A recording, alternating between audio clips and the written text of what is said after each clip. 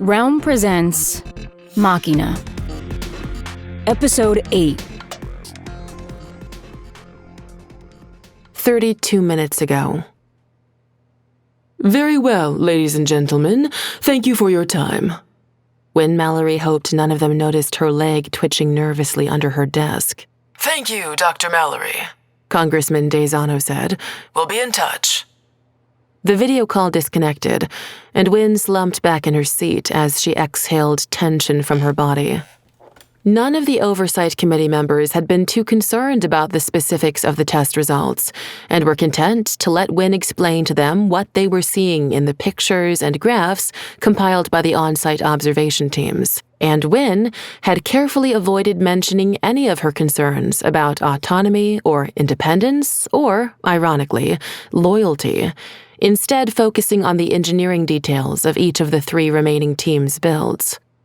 That was really all the military cared about in the end: shiny hardware and big numbers. It was up to Wynne and IARPA to make sure these challenges actually tested for what she knew the AI would have to do on Mars, and all the things they couldn't yet imagine the AI needing to do on another planet. Her phone chimed, reminding her of the next meeting she had to attend. She stood and took a few deep breaths before walking out of her office and down the hall to address her own subordinates. The conference room buzzed with multiple conversations. Wynne let her people talk for a moment while she studied the replay on the big screen one last time. It was quite a sight. Watchovers' drones spilling out of the irrigation tunnel they dug into the desert. But the challenge wasn't to make a viral video. The parameters of the test had been very clear, and they didn't include tearing up the ecosystem in pursuit of the construction goals. Wynne had made her decision nearly an hour ago, when the first reports from on-site inspectors had begun coming in. The company was sure to complain, but she wasn't worried about that. She was concerned about how much that hole in the ground looked like another patch of desert that had been devastated by AI drones last year. She turned to face the conference table. 8 other people were assembled around it, each one with at least one laptop and tablet in front of them, plus an assortment of other printouts, notepads, and writing implements. Some were using fingers or styluses to draw directly on their touch screens while they talked, but others preferred the feel of pen and paper. Wynne rapped her knuckles on the tabletop to get everyone's attention. The hubbub settled, and Wynne sat. The others followed suit. She looked around the table to make sure she had everyone's attention, then said, "Do we have a winner?" "It's got to be Watchover," said Jamal, a dark-skinned grad student with a shaved head. "Just look at what their drones have done. Hydroponics on the ceiling of a lava tube? No other team even attempted a gravity-fed system like that, much less one that works. Look at it. It's beautiful." "We are not scoring on aesthetics," said Desiree, a redhead wearing round eyeglasses. "And actually, based on the rubric we defined, they didn't perform optimally. The drones ruined several other tubes before they got that final one to work. In actual deployment, that would have been a considerable waste of resources." "But this is just a test," Jamal said. "Do we really need to mark them down just because they didn't stick to the brief?" "Yes," Wynne said. "We do this by the book. We have to award points based on the goals defined in the challenge." "But those targets were clearly too narrowly defined," Jamal said. "We didn't imagine any of the robots would do something like that." He pointed to the big screen behind Wynne. Wynne didn't turn around to look. "I appreciate that, Jamal, and we will take it into account for the next challenge. In fact, I'm going to put you in charge of reviewing the brief one last time before we distribute it to the teams." Jamal looked surprised. Thanks? Desiree." Wynne turned to the other side of the table. "I'm guessing you've already tallied up the numbers." The redhead nodded. "Yes, Dr. Mallory, but I wanted to ask you if we should adjust the scoring matrix to account for—" "No," Wynne said, then stood and addressed the entire room. "I want to be absolutely clear on this, everyone. The rules for this competition were scrutinized by a lot of people who have more to lose than anyone in this room, And if we deviate from those procedures in any way, we put this entire enterprise at risk. We have to be airtight at every step. We can't give any reason for someone to accuse us of favoritism or bias or corruption. There's too much at stake. Understood? Affirmative murmurs rippled around the table. Wynne knew that everyone on her staff probably had a favorite team, but they had all been admonished to keep any such feelings to themselves. So, Desiree, Wynne said, what do the numbers say? Desiree bit her lip. It's really close, but since we can't give Watchover full points on their construction, she looked down at the table. The winner is Devlock. A couple of people couldn't contain their excitement, and Wynne made a mental note to talk to them in private later. She raised a hand to shush the group again. Okay, Desiree, work with Jamal on reviewing the specs for the next challenge. Make sure we are still giving every team an equal opportunity to succeed. Desiree nodded. Yes, Dr. Mallory. Everyone else? Wynne said. I want full diagnostic log dumps from all the AIs. She raised her voice over the immediate objections. I know that's a lot of extra work, but we're seeing more and more unexpected behaviors out of these machines. She pointed at the screen behind her, not caring what it actually showed. Watchover may be the most egregious, but Devlock and Stantec also seem like they went off script. We're going to watch every one of these systems very closely from now on. It won't matter who wins the competition if we end up in a runaway situation. Understood? She saw enough nodding and heard enough yeses to be satisfied, but added the more hesitant associates to her mental list for follow-up conversations.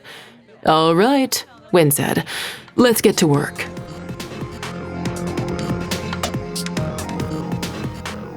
Now. You're doing it wrong, Trey said. Obviously. There was a long pause as Balroth and Denise both stared at Trey, open-mouthed, with only the hiss of the cold room's air compressors breaking the silence. Denise had herded the two men into the room and closed the door before anyone else could see Balroth's rather shocking test results. The initial sight of it had reminded Denise of that day when their previous AI had accidentally destroyed the desert mesa, back when Devlock was still one company.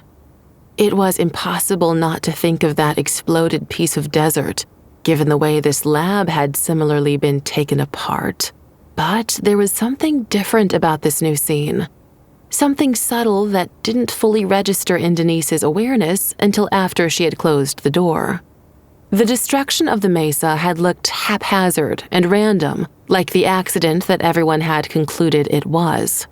In here, though, there were definite patterns. She couldn't quite articulate what it was she was seeing, but she felt it in her gut.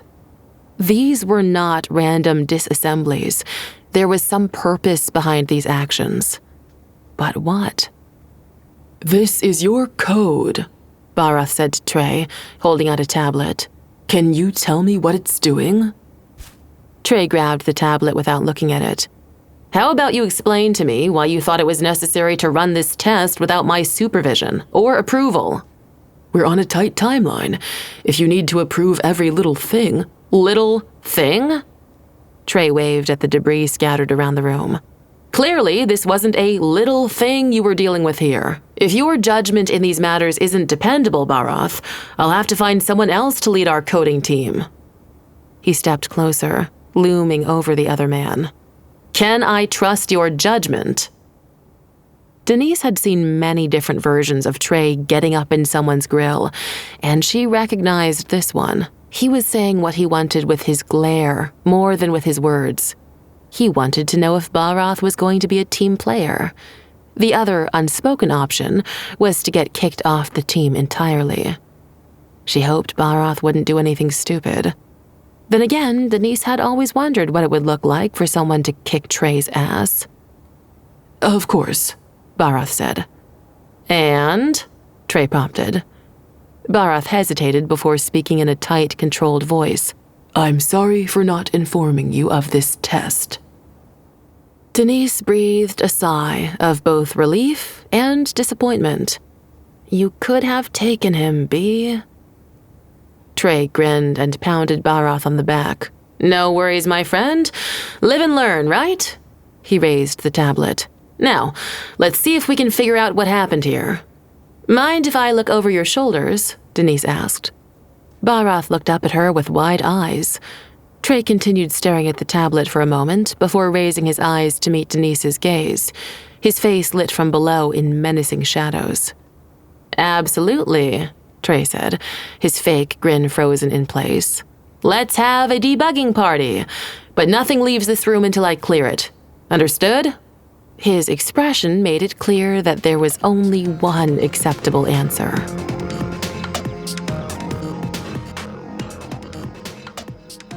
Cameron tried calling Noor again. It went directly to voicemail this time, and as nice as it was to hear her voice, it meant that she'd turned off her phone, which meant she hadn't seen any of Cameron's texts since leaving the moonshot, and that Cameron couldn't, even if they wanted to perform such a hideous invasion of privacy, try to track or geolocate Noor's phone. It was off the network, invisible to all but possibly the blackest of intelligence agencies. They dropped their phone on the passenger seat of their car. They had driven out to this empty patch of desert to clear their head, but the isolation was only making things worse. Cameron wished they knew where Noor actually lived, so they would at least have somewhere to go. Even if Noor wasn't there, it would be something to do, something to take Cameron's mind off what everyone had just witnessed at the bar. What the hell gave Stephanie the right? And calling Cameron naive, like they were a child or something, that was almost worse than the spying. Because it was personal, and it told Cameron what Stephanie really thought of them. And that made Cameron's next decision much, much easier. Cameron turned their car on and turned it back toward the highway. They had somewhere to go and something to do now.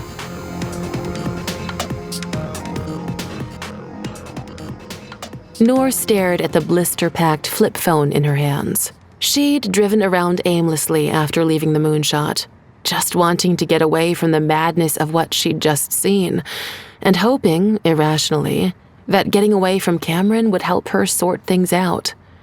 It wasn't helping at all. Noor just kept thinking about them. She had turned off her phone and also left the navigation system in her car off, and just followed lights after a while, finally ending up at a gas station with a 24-hour convenience store. Noor had gone in and wandered the aisles for a few minutes, plucking the most sugary-looking sweets off the shelves, with no intention of actually eating them, but the mere act of purchasing them felt cathartic, and had also impulse bought a burner phone. That was what people did, wasn't it? If they were afraid of being tracked. She remembered reading something about how it had been a retro fad for a while among techies, eschewing all the fancy apps of a smartphone in favor of a dedicated communications device. No games, no social media, no internet, just a reliable way to talk to your friends. Noor tore open the package and held the phone in her hand, flipping it open and closed a few times, running her fingers over the keypad. That tactile element was also oddly reassuring, being able to feel that you were doing something instead of having to trust a touchscreen. But she couldn't quite bring herself to activate it, because that would mean she was giving in to her paranoia. And yes, it wasn't really paranoid since everyone at the moonshot had seen proof that Watchover was tracking its employees, but just having the phone made Noor feel like a criminal, like she was doing something wrong. She hated feeling that way. Noor started her car and drove away from the gas station, mainly to give herself something else to focus on. But her mind kept drifting. Some minutes later, she found herself back in the parking lot of the moonshot. She put the flip phone in her glove box, then changed her mind and put it in her jacket pocket and walked back into the bar. Clearly, being alone right now was not the answer.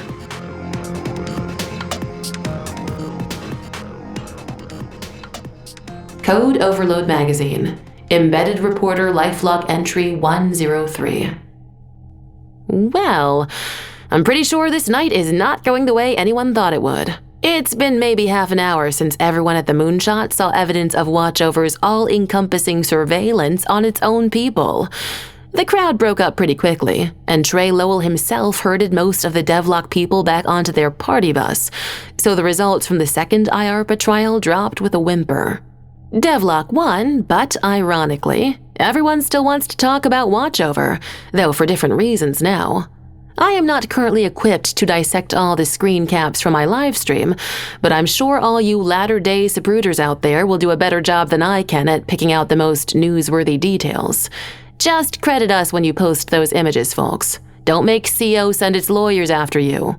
No, seriously, legal is really strict about reuse licenses for our content. Check the website. There's a form. Oh, what's this? Noor Venable is back. I'm not sure it showed up on the stream, but she was one of the first to leave after Pseudo dropped the surveillance bombshell, even though she's not a Watchover employee. So why would she be troubled by them tracking their own people? Unless... Okay, she doesn't want to talk right now, that's fine. She's commiserating with the Devlock coder, Emilio. And here come a couple other DL folks. Mike, I think, and Matt? Or maybe it's Matt and Mike. I'll figure it out later. Wow, it really is moody in here right now. Guess I'll have to stow this live streaming rig for now, see if anyone might feel more comfortable talking to me off the record. The bartender just suggested I interview his robot dog. Hilarious. Hang tight, friends. I'll be back as soon as I can. End transmission.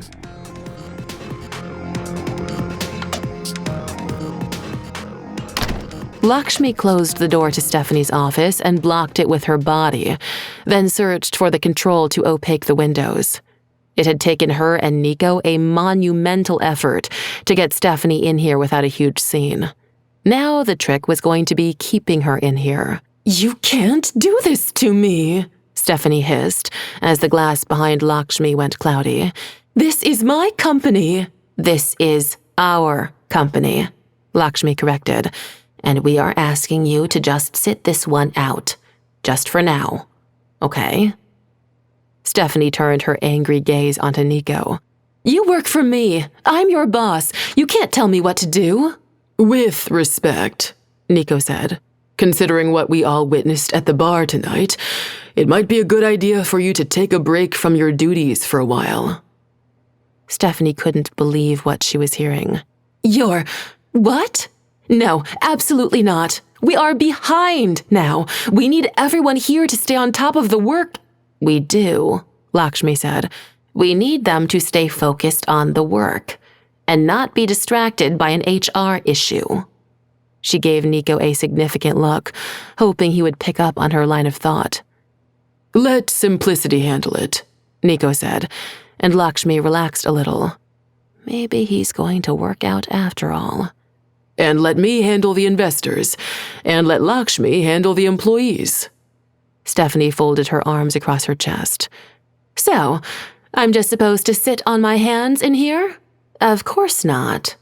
Lakshmi stepped over to Stephanie's desk and picked up her tablet. "We've got the Trial 2 results. You can start reviewing the data, preparing the debrief, figure out why we lost and how we win the next one." She handed the tablet to Stephanie, who accepted it with a dubious frown. "You're not going to bug me to get some sleep?" Lakshmi sighed. "Steph, I don't think there are enough drugs in this building to knock you out right now." "Are you really going to let Trey get away with this?" Nico asked matter-of-factly. After an eternity, Stephanie nodded and said, "Lakshmi, I want facilities to check all our physical security, and then check it again." Lakshmi bit her tongue. Now wasn't the time to tell Stephanie that she had caught Trey red-handed in their building. When Stephanie found that out, she would completely flip out, and there would be no chance of anyone controlling this situation. Lakshmi had to do whatever she could to keep a hold of everything they'd built together. "I'll take care of it," she said, her mouth dry. Stephanie turned to Nico. "And you're sure you can handle the investors?" "That's why I'm here. If you think having me there might help, I'm good." I won't say anything, Steph. Nico put one hand under the tablet she was holding and nudged it up toward her face. This is what you're good at. Please trust me to do what I'm good at. We're a team. We can share the load. Stephanie took a deep breath, exhaled, and sat down behind her desk. You're right. I trust both of you, and I appreciate your trust in me. Nico gave Lakshmi a sideways glance that said, We'll talk about that later. Lakshmi nodded, then cleared the windows and opened the door. We'll leave you to it, she said to Stephanie, waving Nico out into the hallway. They stood outside Stephanie's office for a moment, waiting to make sure she was actually working and not trying to follow them. Lakshmi pulled out her own phone and tapped on the screen. Are we really going to leave her in there? Nico glanced through the window, where it looked like Stephanie was working on her tablet and desktop. Alone? Not alone, Lakshmi said, as Simplicity rolled around the corner up to Stephanie's office and parked itself by the door. So, what the hell are we going to tell the investors? I can handle that bunch, Nico said. You need to call in all hands and address the troops before they mutiny.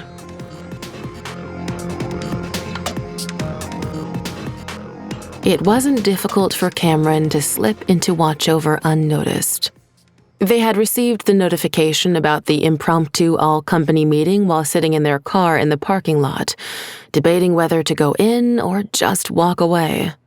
But in the end, they couldn't just abandon everyone without even saying goodbye. They waited until a few minutes after the all-hands was supposed to start, then turned off their phone and dug through the glove compartment until they found their security key card. Cameron had only used it once, to test it during their onboarding, because why did anyone need to carry around another physical object when you could just use your phone? But now they were glad to have kept it, since it would mean less chance of being tracked around the building. Cameron used the back loading dock entrance, then snaked their way through the back of the warehouse until they got to their desk.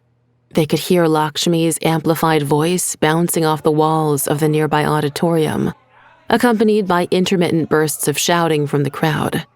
It didn't sound like it was going exceptionally well. Well, it wouldn't be Cameron's problem for much longer.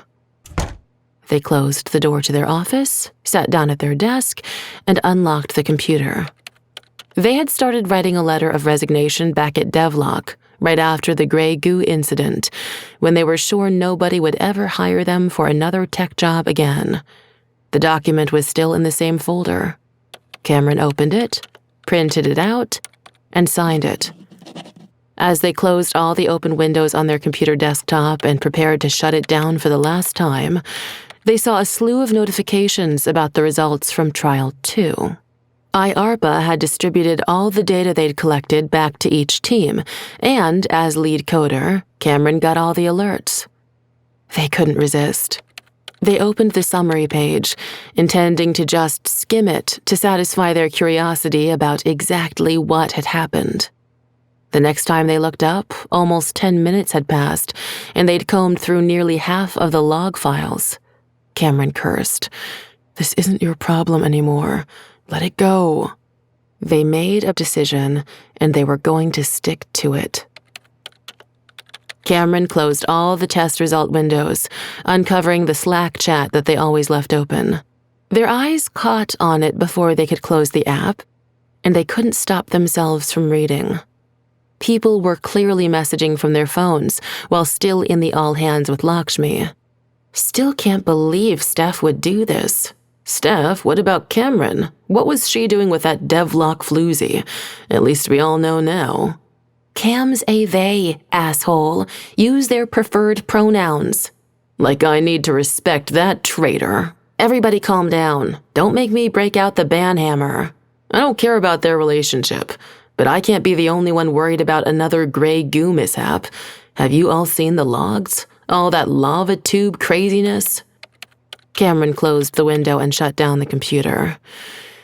They sat for a moment, until they were able to stop sobbing, and then picked up their resignation letter.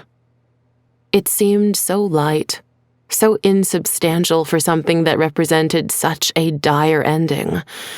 But they didn't see any other way out. And they had to get out. Envelope.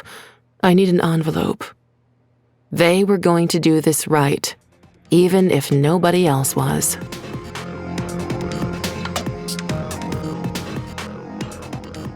Stephanie looked down at her phone again and saw the blip representing Lakshmi stopping in front of Cameron's office.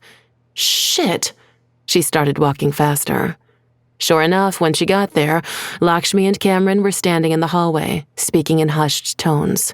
They both looked up as Stephanie approached, Lakshmi in surprise and Cameron in anguish.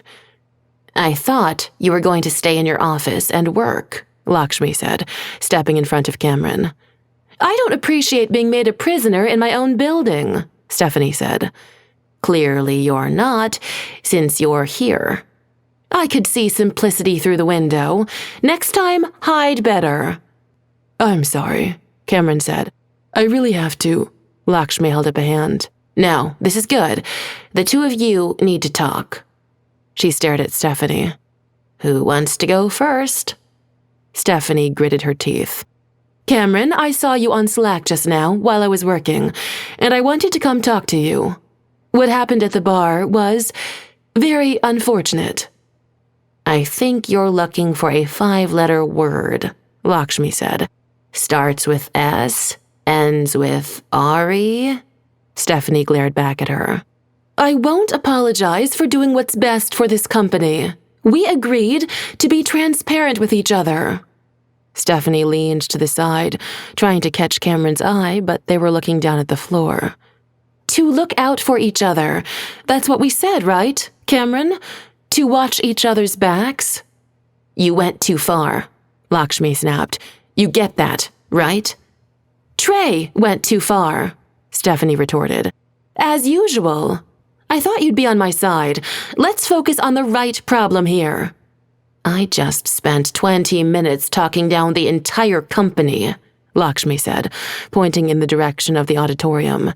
"This is a raging forest fire, and I'd like to see you pick up a hose and help me fight it."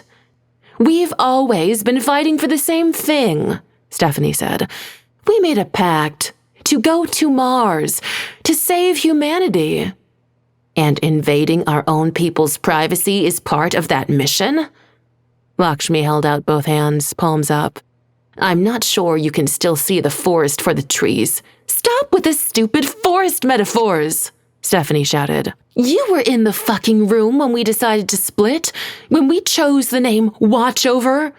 Cameron stepped forward and shoved a white envelope into Stephanie's hands. "I'm sorry.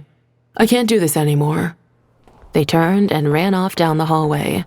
"What?" Stephanie turned. "Wait!" She started to follow Cameron, but Lakshmi's hand on her shoulder stopped her. Stephanie turned back and scowled at Lakshmi. "We're just going to let them go?" "Yes," Lakshmi said firmly. "And you and I are going to get our own ducks in a row first, before we go stomping around anyone else's yard. Come on."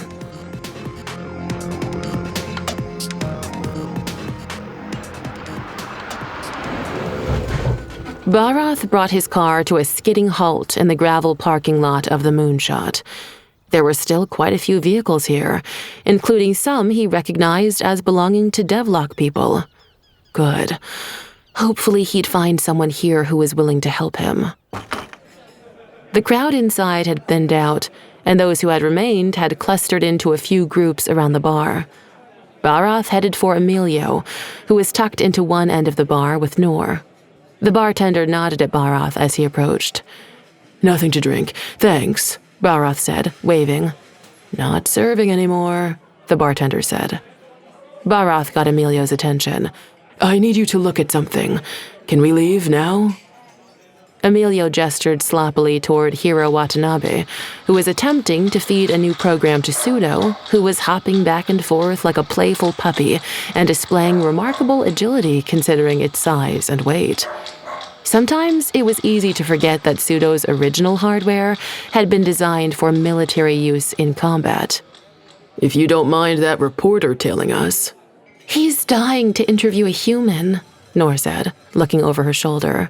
Wait, I have an idea. She rummaged around in her purse and pulled out her phone and what looked like a Pokémon sticker. Barath frowned. You're going to distract him with Pokémon? Noor gave him an exasperated look. Just wait here. She did something on her phone, then palmed the sticker and walked away from the bar, headed straight for Hero. What is she going to do? Barath groaned. Noor interrupted Hero's attempts to get Pseudo to settle down, patting him on the shoulder and attaching the Pokémon to the back of his jacket just below the collar. With her other hand, she offered him a business card, said a few words, and then walked quickly back to the bar, as Pseudo suddenly took a great interest in what was behind Hero. Hey, no!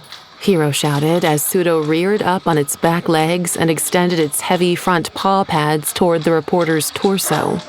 Bad dog. No, stop. Halt! Hero looked around for the bartender, but he had disappeared from sight. A little help here? Anyone? A few people made halting moves toward the pair, but Pseudo's barks kept them at a distance.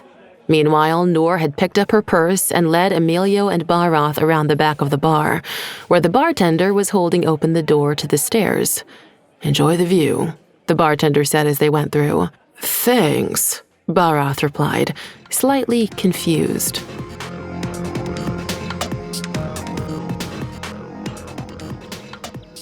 So that was some kind of beacon tag? Barath asked as he joined Emilio and Noor on the roof. You reprogrammed the dog again? Someone else's trick, Noor said. Mike Burton wanted to play fetch, and he thought it'd be easier to make use of Pseudo's existing sensor matrix rather than fiddle with his vision processing software. And those new Pokémon tags use active RFID transponders, Emilio slurred. He had brought his half-full drink up to the roof. The battery only lasts about an hour, but that's long enough for this particular application. So, what's the big secret? Noor asked. She could tell Barath was itching to show them whatever he'd discovered. See for yourself. He handed over his tablet, and Noor held it while Emilio huddled close to her. Barath explained what he had done in the cold room, testing Trey's new mystery code in isolation, and the astonishing results. The tablet contained several photos of the destroyed test robot and diagnostic logs from the run. That's unusual, Emilio said. That's terrifying, Noor said. What did Trey say this new code was supposed to do? He didn't, just that it was a flash of genius and I shouldn't question him. Emilio nodded. That sounds like Trey. Barath reached over the top of the tablet and tapped some controls. Look at these sections I highlighted. What do you see? Emilio looked at Noor. You want to take this one? Sure. Noor studied the display. The log showed when the AI had made each of its major simulated mission choices, and each log item showed details of what subsequent action was taken, why that action had been chosen, and which command module had issued the instruction. But all the lines that Barath had highlighted seemed to be missing some information. There's no command origin, Noor said, looking up. All these decisions, they were made, but the log doesn't say which subsystem motivated each particular choice. Exactly. Barath finally seemed satisfied. There's a hex code there, Emilio said, but not a module name. So you can look at the source, Noor said. No, I can't, Barath said. Trey added libraries, compiled binaries. I tried decompiling them, but I can't make heads or tails of it. And let me guess, Emilio said. Trey won't share the source code. Of course, he says it's his proprietary advantage. Okay, this ran on the test rig with disastrous results, so we don't want to do that again, Noor said. Can you run it purely in simulation? We're already simulating the inputs, Barath said. What about the outputs? Noor pointed to one section of the log file.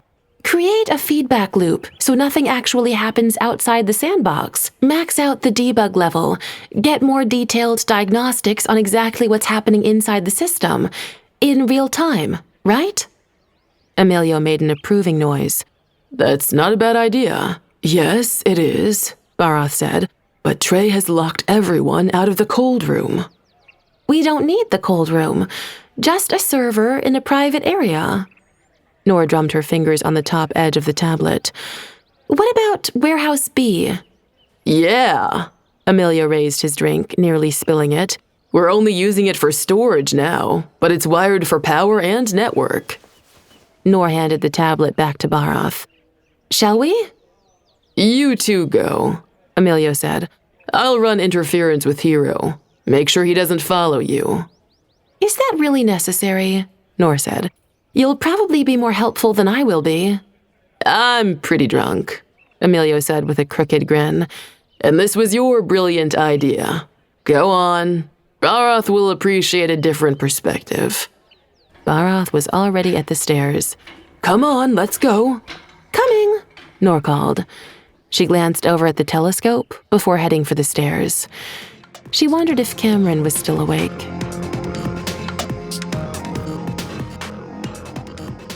Nico walked into Stephanie's office, where she was sitting behind the desk, and Lakshmi was pacing in front of it.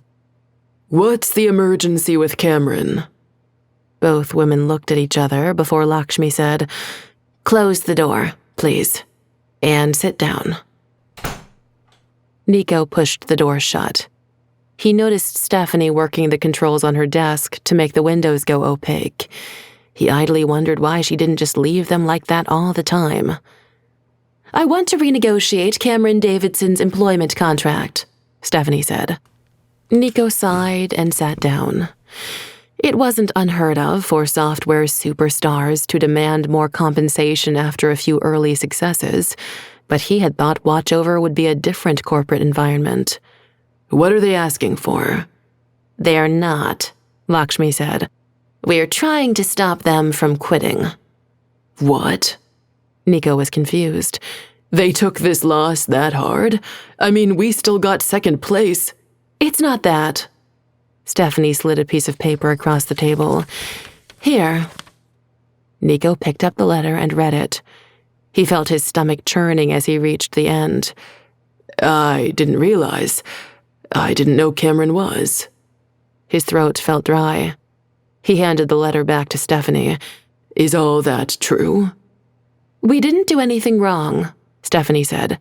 Nobody could have predicted what happened at the Mesa, but Cameron still blames themselves, whether or not they should. That's not what I asked. Nico swallowed and coughed. You did a post-mortem on the event, right? What did you find? I told you, Stephanie said. It was a malfunction, one that we've fixed now. Are you sure? Nico felt his palms sweating and pressed them against his trousers. Your head coder wants to quit because they're afraid of what this AI will do. Whoa. Lakshmi sat down next to Nico. That's not what Cameron said. Read between the lines, Nico said. Of course they're not going to be that explicit in writing, but that's the implication, isn't it? Let us worry about the technology, Stephanie said. I need you to tell me what we can offer Cameron to stay on. More stock options? Some other kind of profit sharing? You think throwing money at them is going to fix this? Nico almost laughed out loud. Look, I never believed in any of this AI stuff before, but now I'm actually worried about it. Hold on, Lakshmi said. What do you mean, you never believed? Why did you take this job then? Because you all need help, Nico said.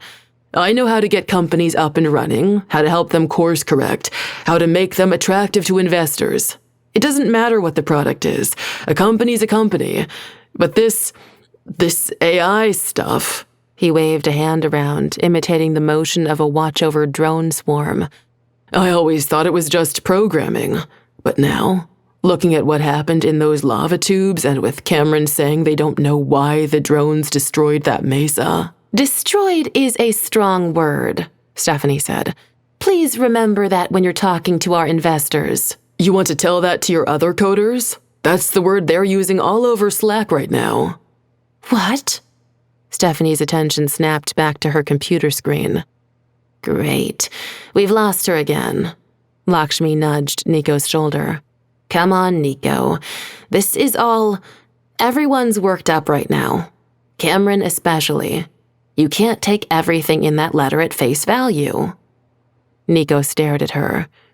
That letter is a legal document. And when Dr. Frankenstein tells me he's afraid of his own creation, you better believe I'm going to listen.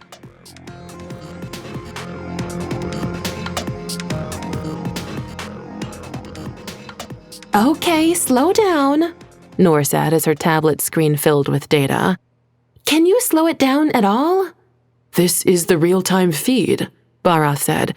It's even being buffered. See how the vertical indicator in the scroll bar keeps getting smaller? They had set up a small work area in the back corner of Devlock's Warehouse B, running tests on a Y3RT clone rig. It had exactly the same processors as the actual field unit, but without any of the instruments or actuators. It would only receive simulated output and send control signals back to a sandbox that logged its instructions without actually manipulating any physical objects. In this way, the Devlock engineers could fake any number of errors or catastrophic events and see how the AI responded without putting their actual hardware at risk. How do you normally deal with this? Noor asked. Well, we don't usually look at the raw feed, Bharath said. We have filters and aggregators to create summary reports, and then we can drill down into specific events for details. But since we don't know exactly what we are looking for here, we have to consider all the data. Yes. I suppose we could start by looking for all instances of the hex code that Emilio noticed. Right. The origin of the mystery commands. Noor tapped at her tablet, and orange highlight boxes started appearing in her data stream. Wow, there's a lot of them. Those are just polling requests, Bharath said. What does that mean? Trey's mystery module is actively asking for information from other processes, but most of the time they're not responding because they don't understand the request. Why would one process make requests that other processes can't understand? Bharath shook his head. That's what worries me. It indicates that this code was not written by someone at Devlock, someone who would know the inter-process communication protocols we're using for Y3RT. Certainly not Trey. This is a lot of wasted cycles, sending out requests that will never get a response. He straightened up and started tapping at his own tablet. But maybe... What about this? Noor had paused her display a few times to actually read some of the log data, and she had noticed another string of letters and numbers repeating a lot. She highlighted the new sequence in green. Look, this code keeps repeating too, and it shows up right after a lot of the mystery requests. Bharath glanced at her tablet. You'll have to check the access table to identify which process that is. I'm looking at something else right now. Give me a minute. Noor lowered her tablet and peeked at what Bharath was doing. He had opened a new terminal window and seemed to be writing some kind of script to process the log data. Noor had seen him do this before, and it always took longer than he claimed it would. Okay, she put down her tablet. I'll be back. Bharath said without looking up. Noor walked out the side door of the warehouse and did a quick circuit around the building, just to make sure nobody had noticed them working in here. She wasn't as paranoid as Bharath seemed to be right now, but she couldn't blame him for worrying. She remembered how tense and horrified the entire Devlock staff had been right after the gray goo incident, making her first week on the job less than pleasant. But Noor hadn't witnessed any of it firsthand like Bharath had. Or Cameron. Noor reached into her jacket pocket and pulled out the flip phone. She had managed to distract herself from thinking about Cameron for a couple of hours, but now that they were back in Noor's head, she was once again overwhelmed by a whole horde of conflicting feelings. But all those feelings said the same thing. Talk to them. Noor powered up the flip phone, followed the activation instructions, and dialed Cameron's number from memory, smiling as she did so. Seriously, Who remembered phone numbers anymore? But this one was important. Cameron picked up halfway through the second ring. Hello? Cameron? It's Noor. I'm sorry. It was hard to understand Cameron's next several sentences through their sobs, but Noor eventually got them to tell her where they were. It took her nearly 10 minutes to drive there. The last 3 minutes were over unpaved desert terrain, and she had to balance her concern for Cameron and desire to go faster with the discomfort of her teeth rattling over each bump. When Noor finally got there, she found Cameron sitting alone in a cold car, curled up in the driver's seat and crying softly. She didn't say a word as she undid Cameron's seatbelt, tugged them out of the car, and half-carried them to her own car. Then she drove back to her apartment, glancing over every few seconds at Cameron, who had at least stopped crying, but afraid to say anything that might set them off again. At least they're alive, Noor thought. At least they're still alive. By the time they reached Noor's apartment, Cameron was able to tumble out of the car on their own and walk themselves up the stairs, with Noor leading them by one hand. Noor couldn't help noticing how cold Cameron's hand was, and she didn't think it was just from sitting in an unheated car in the desert at night for what must have been nearly an hour. Once inside, Noor guided Cameron to the living room couch, where they promptly slumped over and gazed blankly at the wall. Noor watched them for a moment, then went into the kitchen to make some tea. She always felt tea helped people center themselves. If nothing else, it would warm both of them up. By the time the kettle boiled, Cameron had fallen asleep. Noor let them sleep.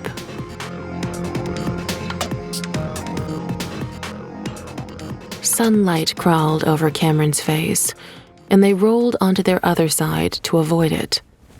Then the sensations registered, and they realized that they were not in their own bed. They opened their eyes and saw an unfamiliar couch. Wait, what?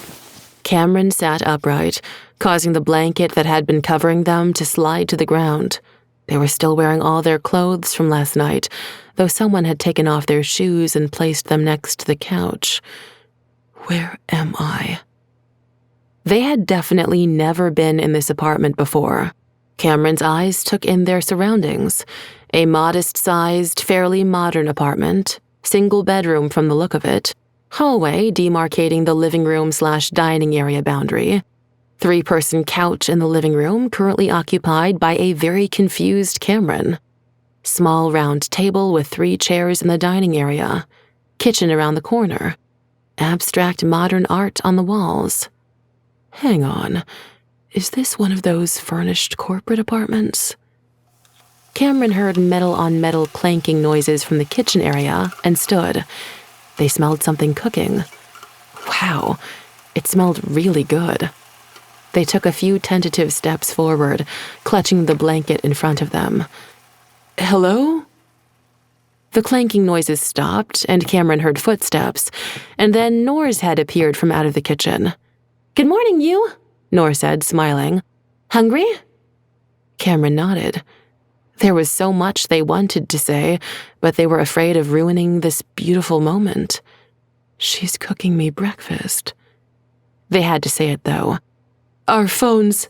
I pulled all the batteries. Sit. Noor pulled out one of the chairs from the dining table. It's almost ready. Cameron sat.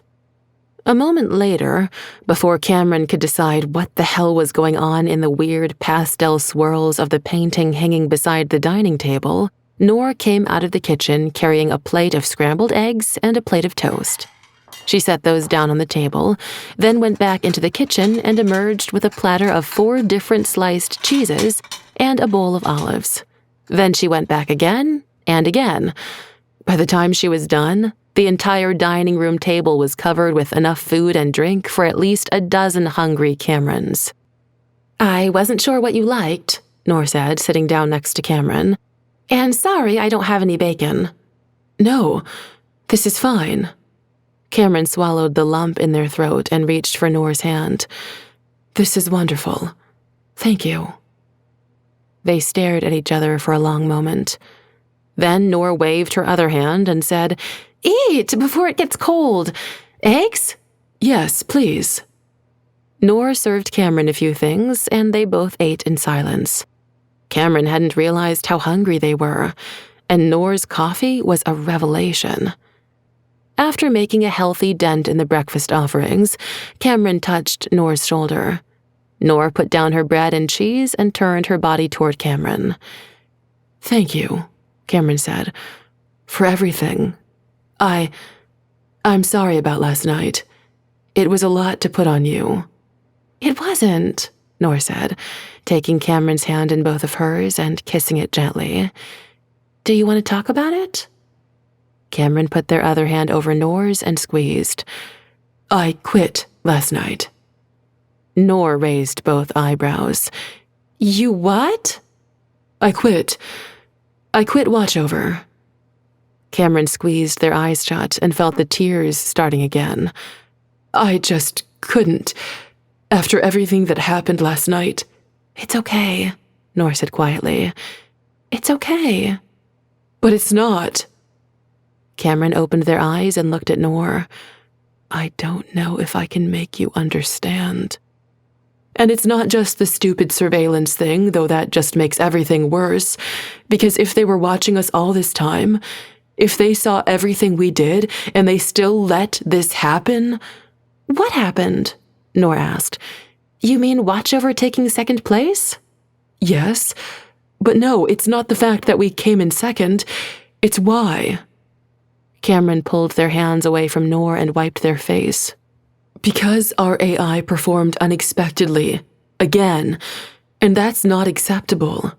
We can't have unpredictable machines doing something as important as this." They balled their hands into fists. "And if Stephanie and Lakshmi knew, if they knew and didn't care, or if they didn't know, if they just didn't understand, it's bad any way you look at it." "Okay, this is a problem. I get that." Noor put her hands over Cameron's fists. "But is quitting the right answer? If you stay, you can help fix it." "What if I'm the problem?" Cameron blurted. "What if it's my fault? All of it. What if it was always my fault and we just didn't know? What if it's just going to get worse?" They opened their fists and gripped Noor's hands tight. "I can't let that happen. I can't be the cause. I can't keep letting everybody down." They kept seeing that devastated mesa in their mind's eye, as clear as the first time, and it remained as unexplained as it had always been. Maybe they would never get to the bottom of it, and maybe it was better that way. "I'm leaving," Cameron said, looking up at Noor. "I have to leave. Will you come with me?"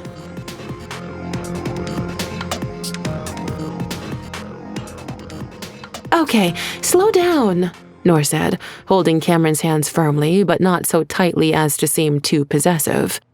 "We're just talking, right? You know you can tell me anything." "We can talk somewhere else," Cameron said. "Hawaii, Tahiti, some other island ending in E that's not underwater yet. Where do you want to go?" Noor opened her mouth, then closed it. She didn't want to go anywhere, but she couldn't tell Cameron that. How was she supposed to explain that she felt like she was finally understanding not just AI, but the entire thrill of engineering? Putting together a machine, making it work, improving it little by little. It was art that could produce a tangible result, and what Devlock's robots were doing now approached the miraculous. Same with watchover. Noor couldn't imagine leaving right now, right before the final trial, which promised to be orders of magnitude more challenging than anything they had attempted before. How could she explain all that without losing Cameron, who was so clearly done with all of it? True, this might be a momentary despair, but their desire to walk away was real. Noor could see that in Cameron's eyes, all over their face.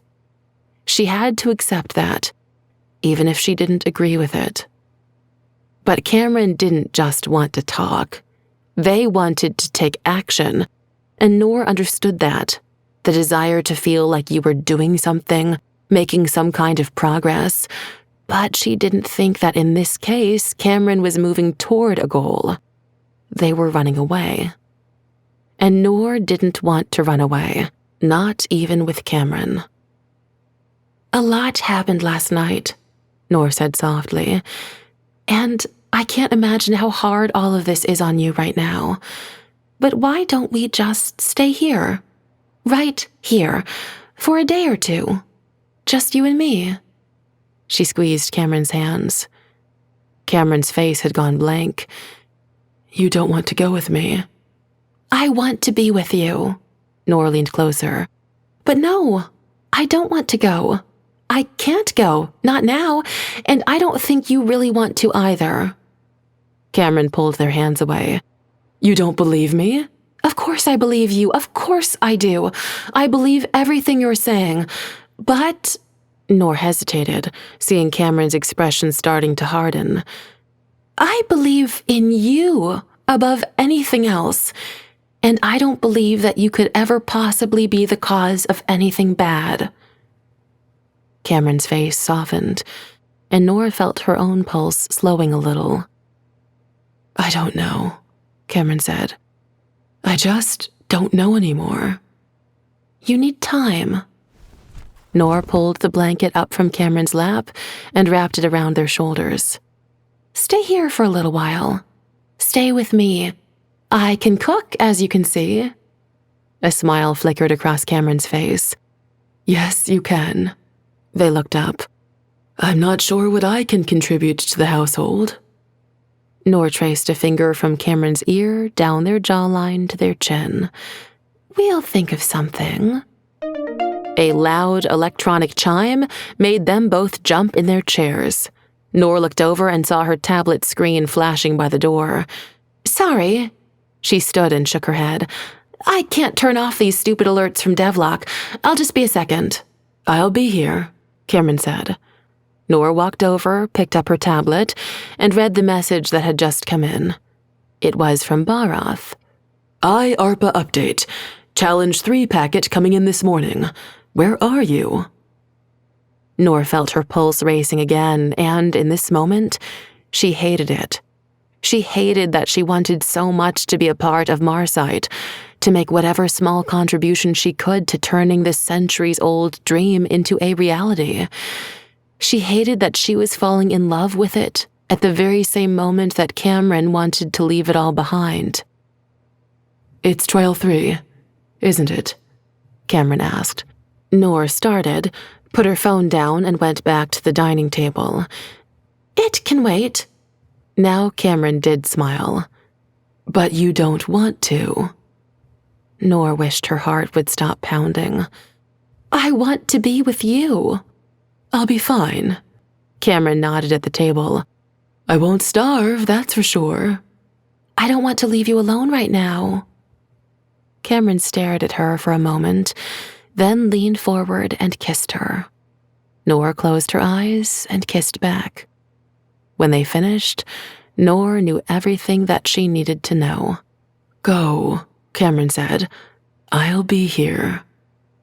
Noor smiled and gave their hands one more squeeze. "You better."